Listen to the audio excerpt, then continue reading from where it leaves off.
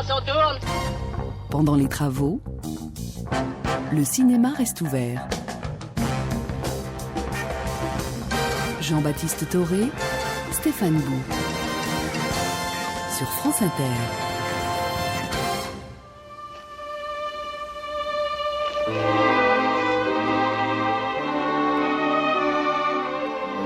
Chère Marina Devanne, tout le monde le sait bien, au cinéma, les films racontent comment un personnage évolue et se transforme, passe d'une situation à une autre.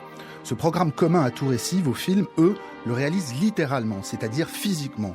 Le spectacle que vous mettez en scène, entre cinéma d'horreur et body art, s'exécute sur la peau ou dans le corps même d'une héroïne en mutation. Pour raconter le vacillement d'une identité, Ne te retourne pas, film dont le titre fait écho à celui de Nicolas Roeg, que Nicolas Roeg a réalisé en 1973, s'organisait autour de la progressive métamorphose de Sophie Marceau, son visage, son corps en Monica Bellucci.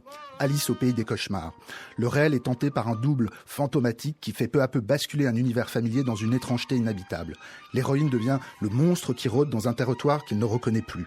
Dans Ma peau, votre premier long métrage racontait déjà l'histoire d'une désidentification.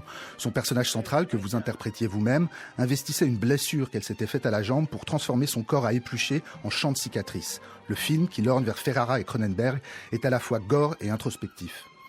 À la lecture de votre stéréoscopie, récit à paraître en septembre aux éditions Alia, on se demande parfois si vous n'auriez pas inventé le genre du film d'horreur autobiographique.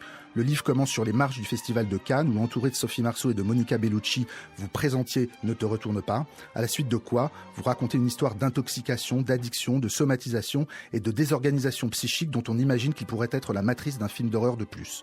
En attendant, on est impatient que sorte en salle votre dernier film, Dark Touch, qui vient de recevoir au Festival du film fantastique de Neuchâtel le prix Narcisse du meilleur film et le prix Mad Movies du film le plus mad.